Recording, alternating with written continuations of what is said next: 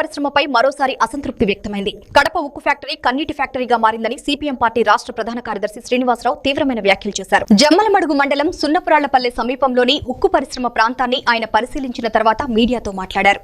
రాష్ట్ర విభజన హామీల్లో భాగం కడపలో ఉక్కు ఫ్యాక్టరీ స్థాపిస్తామని కేంద్రం చెప్పినా ఇప్పటి వరకు నిధులు కేటాయించకపోవడం వల్ల ప్రాజెక్టు ముందుకు సాగలేదని ఆయన ఆవేదన వ్యక్తం చేశారు. ఉక్కు పరిశ్రమ వస్తే అభివృద్ధి, ఉద్యోగాలు, పరిశ్రమల విస్తరణ ఈ ప్రాంత ప్రజల కలలని ఆయన గుర్తు చేశారు. కానీ శంకుస్థాపన కార్యక్రమాలకే పరిమితమై వాస్తవ పనులు ఎప్పుడూ ప్రారంభం కాలేదని అన్నారు. 6 నెలల క్రితం కడప మహానాడులో ప్రకటించిన 2 వారాల్లో జిందాల్ కంపెనీ పనులు ప్రారంభమనే హామీ కూడా అమలు కాలేదని మండిపడ్డారు. ప్రభుత్వ రంగంలో నిర్మించాల్సిన ఈ ఫ్యాక్టరీని ప్రైవేటు రంగానికి అప్పగించడం సరైంది కాదని, ప్రజలు ఆశించిన అభివృద్ధి ఇంకా కలగానే మిగిలిపోయిందని వ్యాఖ్యానించారు. యువజన, విద్యార్థి, రైతు, కార్మిక సంఘాలతో ఏర్పాటైన పోరాట కమిటీ ఉక్కు పరిశ్రమ కోసం నిరంతర పోరాటం కొనసాగిస్తున్నట్లు చెప్పారు. కడప ఉక్కు సాధన కోసం రాబోయే రోజుల్లో ఐక్యంగా పోరాటానికి సిద్ధం కావాలని ప్రజలకు పిలుపునిచ్చారు.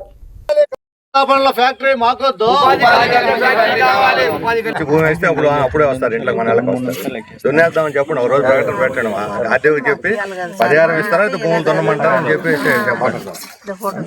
జెండాలకి రాసిస్తారు.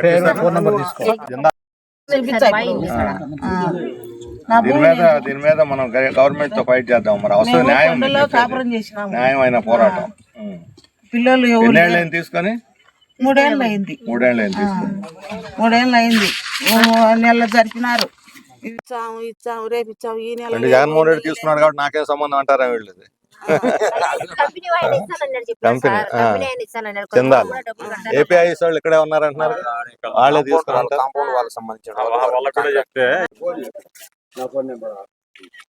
కడప ఉక్కు ఫ్యాక్టరీ కన్నీటి ఫ్యాక్టరీగా మారింది. రాష్ట్ర విభజన తర్వాత కేంద్రం చట్టరీత్యా మనకి ఇచ్చినటువంటి హామీల్లో కడప ఉక్కు ఫ్యాక్టరీ వెంటనే ప్రారంభిస్తాం, వెనుకబడిన ప్రాంతంలో అభివృద్ధితో ఉపాధి కల్పించే ఫ్యాక్టరీగా ఉంటుందని ఈ ప్రాంత ప్రజలందరూ కూడా ఎంతగానో ఆశించారు. ఆ రోజు నుంచి ఈ రోజు దాకా శంకుస్థాపనల మీద శంకుస్థాపనలు 1కి 4 సార్లు చేశారు. ముఖ్యమంత్రి మారినప్పుడల్లా లేదా ఎన్నికలు వచ్చినప్పుడల్లా ఒక శంకుస్థాపన చేశారు తప్ప ఇంతవరకు ఒక పని ప్రారంభించలేదు. ఒక 6 నెలల క్రితం, 6 నెలల పైన మేలో తెలుగునాడు సందర్భంలో చంద్రబాబు నాయుడు గారు మరలా అధికారంలోకి వచ్చినప్పుడు 10 రోజుల్లో జిందాల్ వాళ్ళు ప్రారంభించబోతున్నారని ప్రకటించారు. ఇప్పుడు 6 నెలలు అయినా కూడా పని జరగలేదు. కేవలం ఒక ఇసుక బస్తా, ఒక కంకర మూట ఉన్నది. ఇక్కడ ఇసుక బస్తా, కంకర మూటతోటి ప్రాజెక్ట్ నడవదు. అమరావతికి వచ్చి మోడీ ఒక చెంబె నీళ్లు పిడికిన మట్టి పోసటమే వాళ్ళు ఆదర్శంగా తీసుకున్నట్టున్నారు.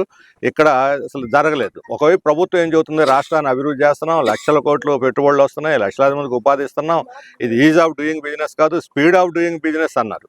మరి వాళ్ళ స్పీడ్ ఆఫ్ డూయింగ్ బిజినెస్ 10 రోజుల్లో ప్రారంభిస్తామన్న ఫ్యాక్టరీ 6 నెలలైనా ప్రారంభించకపోతే ఏం స్పీడ్ ఆఫ్ డూయింగ్ ఫ్యాక్టరీ?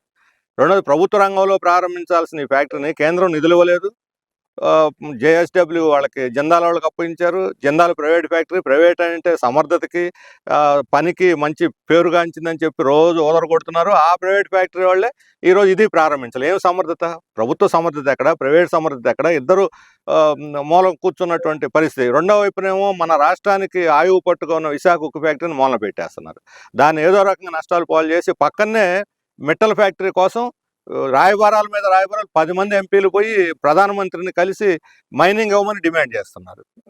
మరి ఇక్కడ కడప ఉక్కు ఫ్యాక్టరీని మాత్రం పట్టించుకోరు.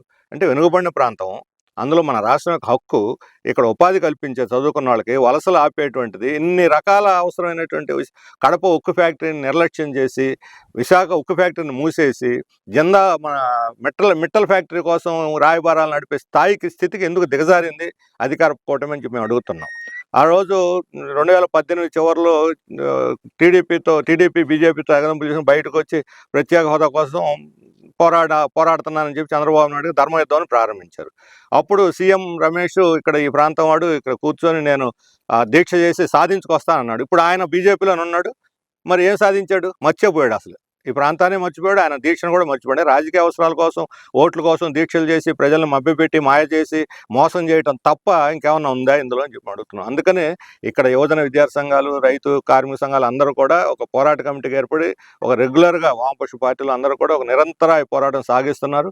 మా వాయిస్ని బయటకు రాకుండా చేసి వాళ్ళు అదిగో మేము మాట్లాడినప్పుడు అదిగో వచ్చేసి ఇదిగో వచ్చేసి అంటే ప్రజల్లో భ్రమలు పెట్టడం, చదువుకున్న వాళ్ళు భ్రమలు పెట్టడం తప్ప ఇంకోటి లేదు.